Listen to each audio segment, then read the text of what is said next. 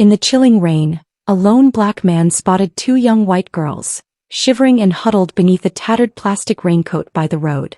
Without a second thought, he removed his only coat and wrapped them in its warmth. When the child intake center was full, he quietly signed emergency foster papers, despite his own humble living in an old wooden house. 15 years later, those two girls, now adults, stood on a stage to honor him. Before we jump into this powerful story, tell us where you're watching from. We'd love to hear your thoughts. The ancient truck groaned. Damon Carter navigated it through Charleston's outskirts. Autumn rain poured down, a cold, biting curtain. Headlights barely cut through the gloom. It was well past midnight, and exhaustion from a long shift weighed heavily on him. At 35, with a rugged face and hints of gray, Damon yearned for the familiar peace of his old wooden house. His life, a steady rhythm of broken machinery and silent walls, was constant. He turned onto a deserted, overgrown road. Then a faint cry. It cut through the rain and wind, making him slam the brakes. Damon's heart lurched. He knew that sound, a pure, desperate cry of loneliness. He cut the engine. The sudden quiet amplified the drumming rain and the sharper, tearing cries. He stepped out, his old canvas jacket instantly soaked. His feet sank into the mud as he moved toward the tall grass, pushing aside wet branches. The sight stopped him cold. Two tiny girls, maybe 5, huddled, trembling. Their blonde hair was matted with mud, faces pale and quivering. A torn plastic raincoat barely covered their frail bodies, exposing thin, drenched clothes and old, frayed sneakers. Their little toes, blue with cold, peeked out. In their panicked eyes, Damon saw the primal fear of abandoned children, the sudden, bewildering absence of adults, and profound solitude. Their gaze fixed on Damon like two young birds lost in a storm. Damon fumbled for his phone, his calloused fingers dialing 911. "Police department," a tired voice answered. He tried to keep his voice steady. "I found 2 abandoned children on Old Mill Road. It's pouring, they're freezing." The voice was flat, almost robotic. "We have a highway accident. Short-staffed. It might be 45 minutes before we can get there." Damon gripped the phone. 45 minutes. He couldn't leave them. Not for another half hour in this icy rain. Annoying anxiety surged, mixed with helplessness. He knew his tall, lean frame, his dark skin in this white town. Any action, even the right one, could be misconstrued. He had to be cautious. He hesitated, looking at the children. Their fear prevented him from turning away. Damon called Pastor James, the only man in town he trusted. The phone rang, prolonging his indecision. Finally, the pastor's calm voice. "Hello, Damon. What's wrong, son?" Damon explained briefly. Pastor James was silent, then firm.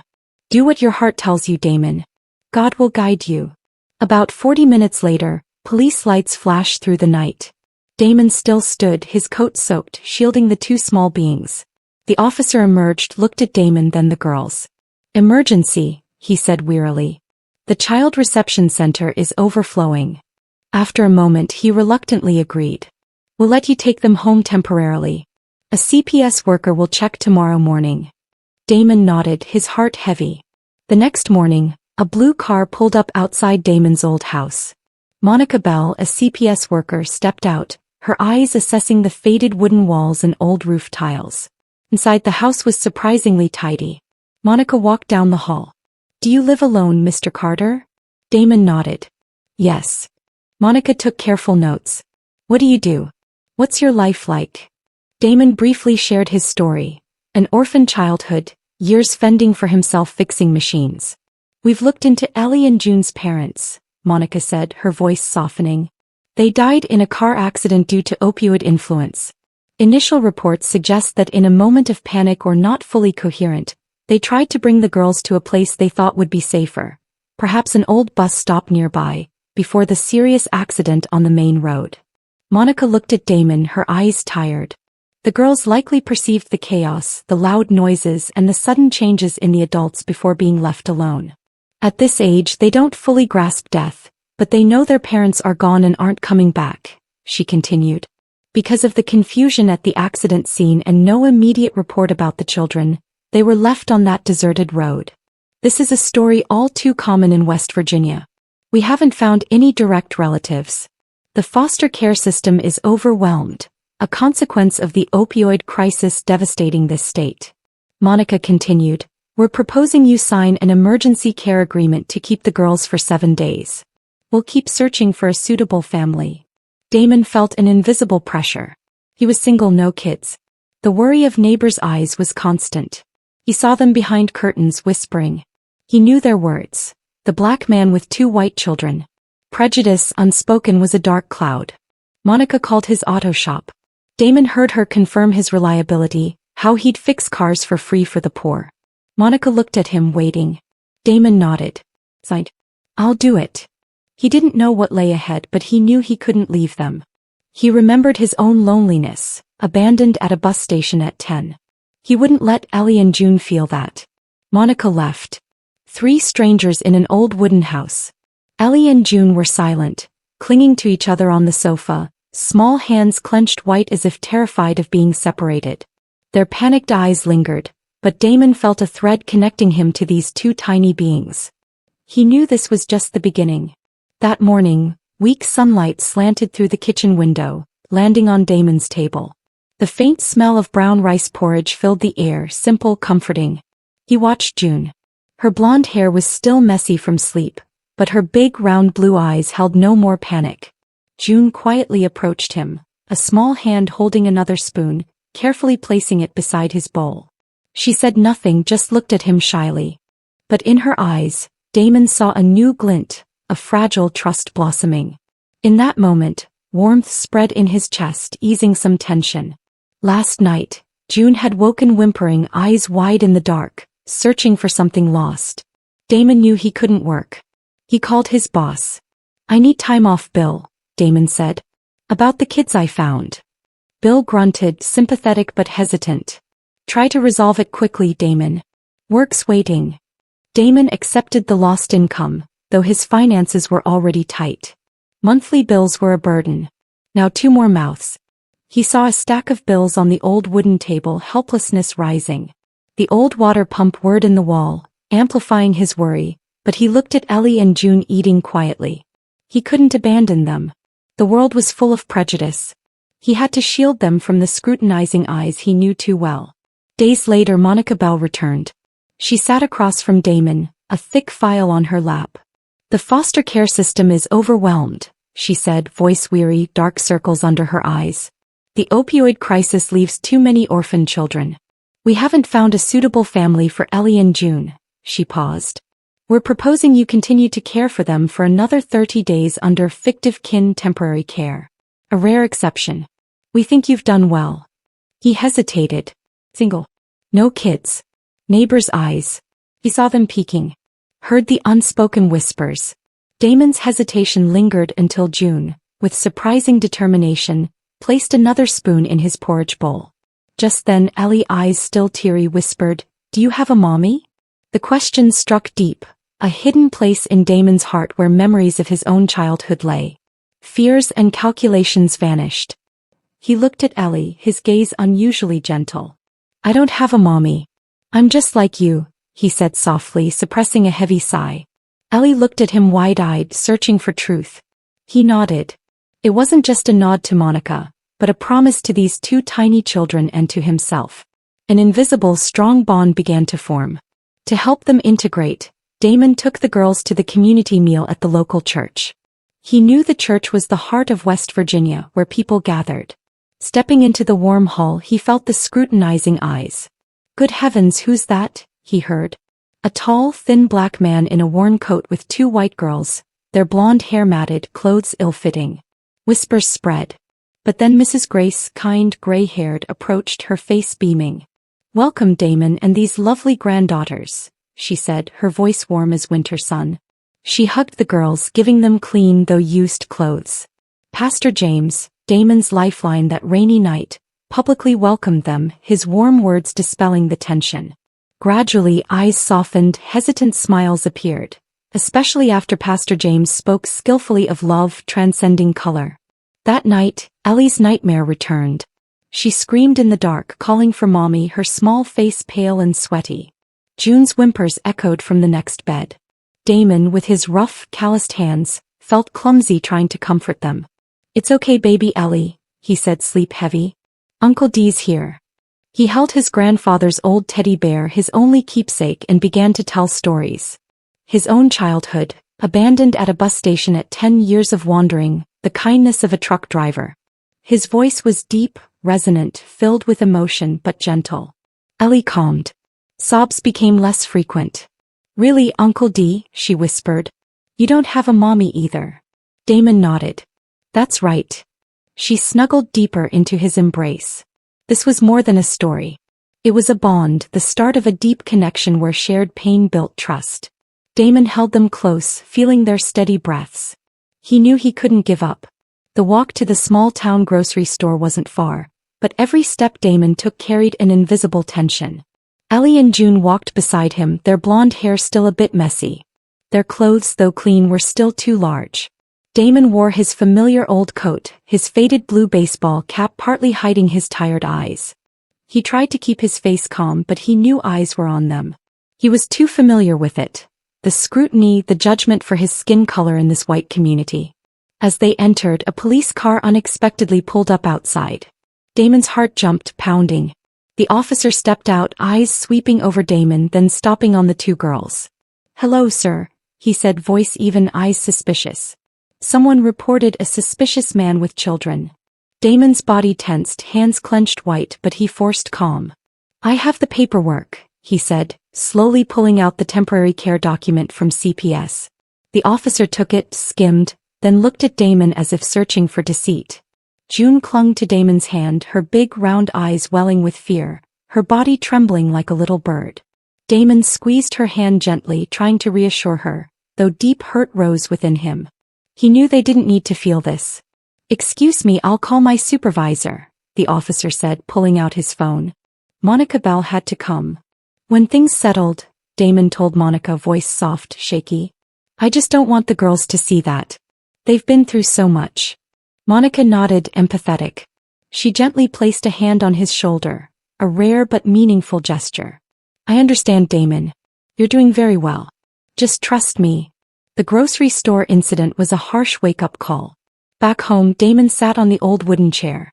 Utility bills piled on the table, a constant reminder of his finances. He'd been out of work too long. The auto shop couldn't guarantee taking him back. Life's pressures crashed down, heavier than ever. He often woke in the middle of the night, drenched in sweat, mind racing with money worries, their uncertain future. Then one day Monica Bell returned. She didn't mention the incident, but her face was somber. "Damon," she began, voice serious. "It's time for the official guardianship process. That means a psychological evaluation, a thorough financial review, and we'll interview your neighbors. Monica, there will be difficult questions, Damon, about your past, your long-term care, and importantly, why a single man like you wants to raise 2 children, not his blood." Everything was more complex, more exhausting than he'd imagined. The temporary agreement's clock was ticking, and Damon felt an invisible noose tightening. On long nights, Damon sat on his porch, staring into the rural darkness. He thought of Calvin's advice, his best friend from the shop, a mechanic with curly hair and a deep voice. "Listen, Damon," Calvin had said, worried. "You're not their father. Give them back to CPS. You'll have less trouble. You don't have to carry their lives." Damon knew Calvin meant well, wanted him to avoid financial hardship and prejudice. He'd asked himself 100 times if he was doing the right thing. Could he face all this? Be a non-biological father to 2 kids? Indecision gnawed at him, keeping him sleepless. But then one afternoon, as Damon wrestled with a leaky kitchen faucet, tools clanking, giggles came from the doorway. Ellie and June entered, small fingers muddy from play, blonde hair matted from running. They said nothing, just held out a crumpled paper. It was a crayon drawing, crude but full of affection. 3 figures. A tall, thin man, 2 blonde girls holding hands. Below, Ellie had scrawled, "Uncle D," and a tiny heart. Damon looked at the drawing, then at the girls, hot tears suddenly streaming down his rugged cheeks. The leaking stopped. All worries vanished. That was the moment doubt disappeared. He couldn't abandon this tiny family. Couldn't let them feel lost again. The drawing was a silent affirmation of a home they had chosen. Days later, Monica called. "Damon. Good news." Her voice carried a rare lightness. Your guardianship application has been reviewed by CPS and will be submitted to the court under special guardianship. Damon exhaled in relief, an invisible weight lifting. What does that mean? He asked, hopeful. It's a rare exception for cases without blood relatives, Monica explained. But Pastor James and Mrs. Grace advocated strongly. They wrote very sincere letters. Still, the process will take a long time, maybe a year in West Virginia. You'll still have to prove your financial capability and stability. Damon nodded, though Monica couldn't see him. The road was long, challenging, but he wasn't alone. He had Ellie and June. He'd do anything to keep them, to build a real home for these tiny souls. He was determined. The pale golden light of an autumn December afternoon streamed through the church window, illuminating a simple birthday table with a small cake. The scent of sweet cake and candles wafted through the air. Damon stood there, his faded blue baseball cap still on, but his rugged face was now softened into a rare, radiant smile.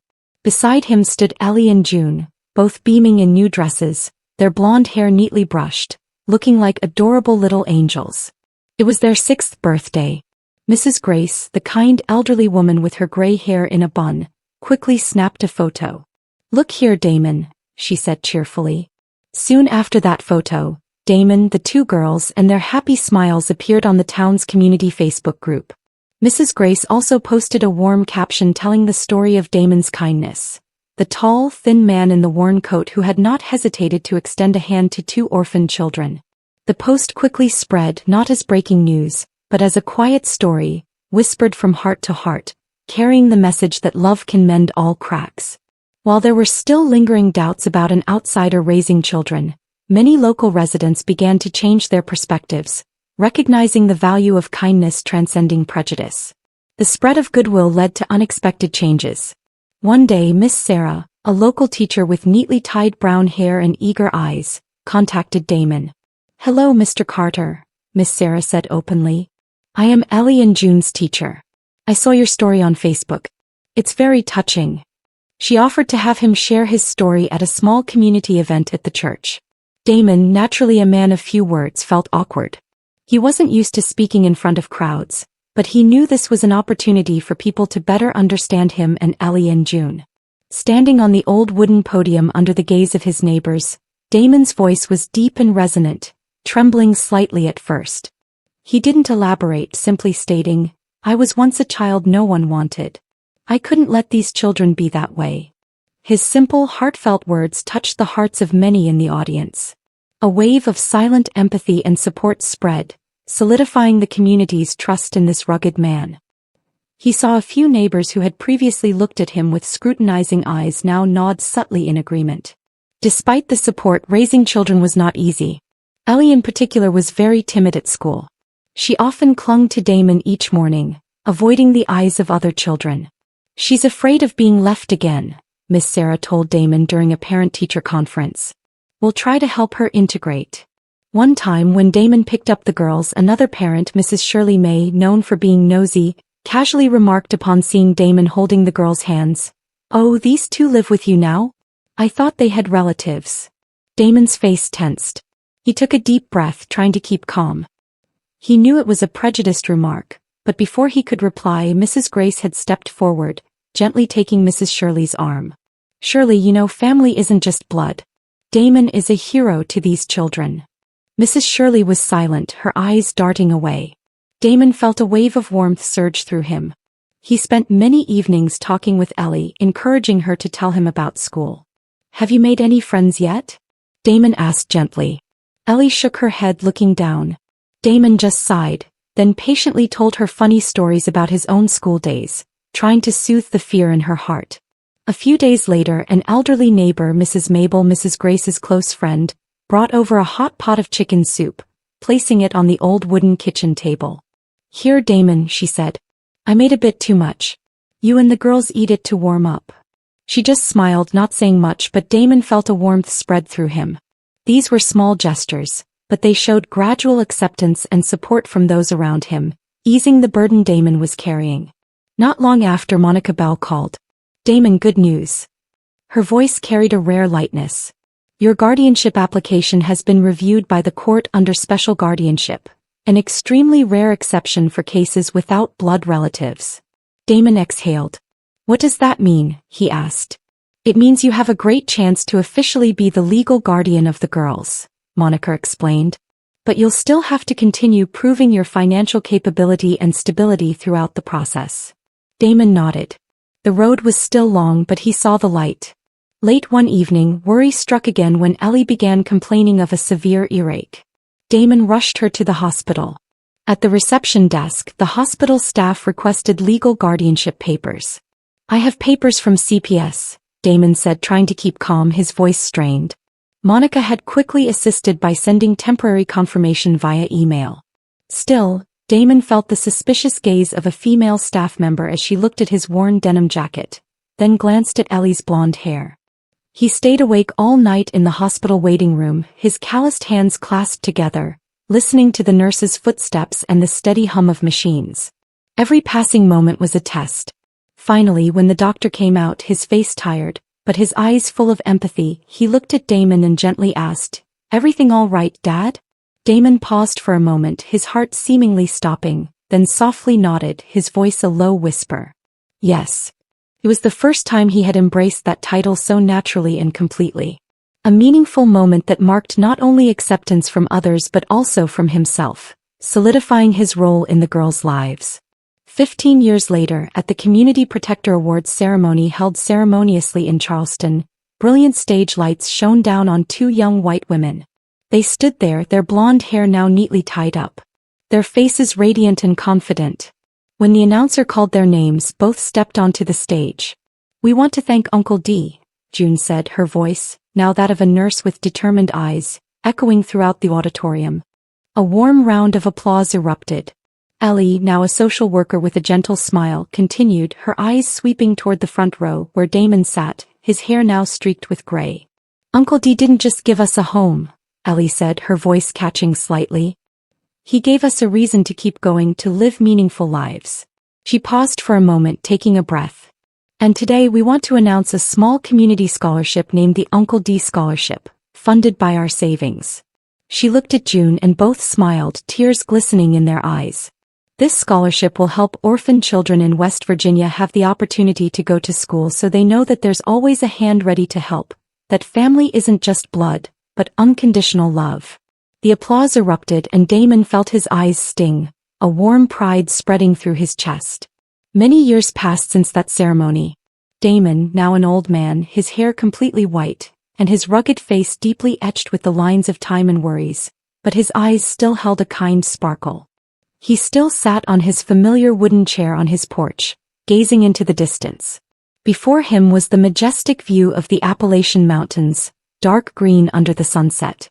Life had changed so much, but this wooden porch remained his peaceful sanctuary where he had built a family from the impossible. Suddenly, a car pulled up on the dirt road in front. It was Ellie and June. They stepped out of the car, no longer the little girls from long ago, but now grown, steadfast women, bringing their own children with them. The small blonde-haired children ran toward him exclaiming, "Grandpa." Ellie and June sat beside him on the porch, telling him about their work, about their little ones. Damon listened, his deep-set eyes sparkling with joy. "Is Mrs. Monica doing well?" Damon asked June. June nodded. "Yes, she's still at CPS, still helping cases like ours back then," she said. "Your story has inspired so many people both within and outside the social work field." Ellie looked at Damon, her eyes full of gratitude. "You know, Uncle D, when I was little I was always afraid of being left again. Afraid you would disappear like my parents." Damon took her hand, now the hand of a woman. "Never, my girls," he promised. "Family is here, my dears, forever." Damon slowly opened an old wooden box placed beside him. Inside was the three-person family drawing Ellie and June had made for him all those years ago. The paper had yellowed, but the crude drawings of Uncle D, tall and thin, and the two blonde-haired girls were still clear. He gently ran his hand over the drawing, a contented smile spreading across his wrinkled but brightly happy face. "I gave up a lot to keep you," he said, his voice deep and full of emotion. "But I gained a family and that's all I ever needed." The fiery red sunset descended over the Appalachian Mountains, painting the sky in warm shades of orange and purple. The clear laughter of the children, Ellie and June's conversations, and Damon's contented smile blended together, forming a peaceful symphony. On that old wooden porch under the twilight, a family not bound by blood but connected by a stronger bond than any enjoyed their reunion. Damon's life from a solitary man had blossomed into a garden of love, proving that unconditional kindness and empathy can heal all wounds, building a community and a family full of hope. Their story isn't just about survival, but about finding the true meaning of connection and humanity, even in the harshest of circumstances. Join us to share meaningful stories by hitting the like and subscribe buttons. Don't forget to turn on the notification bell to start your day with profound lessons and heartfelt empathy.